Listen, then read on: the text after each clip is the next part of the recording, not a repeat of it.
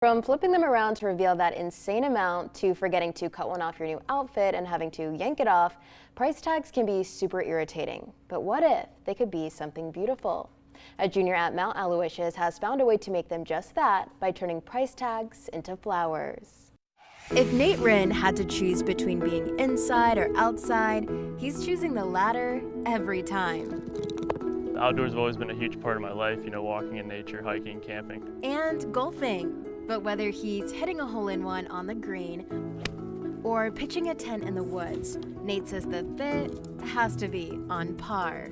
We'll call it natural swag. I was always obsessed with this idea of fashion, I always like to look good.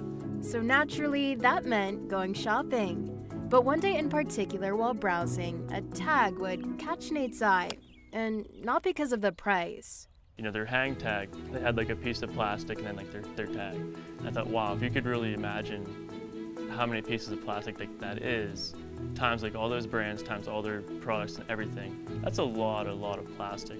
So I set out to kind of find a way to reduce that. His solution? Acorn Hills. The clothing brand blends Nate's love for the outdoors and fashion in an eco-friendly way, down to the tag that is made out of seed paper. Which means instead of just ripping it off and tossing it in the trash, you soak it in water maybe 24 hours before you plant it. Need instructions? Snap a pic of the QR code on the tag for easy step-by-step ones. The hardest part comes in the waiting, but after a few weeks, it'll be well worth it. Pretty soon you have the wildflowers. People say they had no green thumb prior to the seed tag, but now they feel like they're giving back in their own way too. And that's not all that's being planted. Partnering with the National Forest Foundation, every order that's on my website, they plant like a sapling, like a small tree. Carrying clothes that run from extra small to 2X for both men and women. I try and incorporate some sort of outdoorsy theme. Which is why you'll see everything from pine trees to Bigfoot in his designs. Because after all, it's apparel for the outdoors. And that's exactly where customers are rocking it. I'll get pictures when they're fishing or when they're golfing, or like the hoodie if they're like hiking. I had a guy send me a picture and he was like grilling, like flipping like a burger.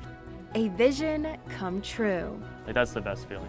As for future plans, Nate says right now he's focused on finishing up his major in marketing and minor in accounting. Who knows from 2 years from now when I'm graduated, where it will be or how big it will be. But there is one thing he knows for certain. The sky's truly the limit because I think it's only the beginning.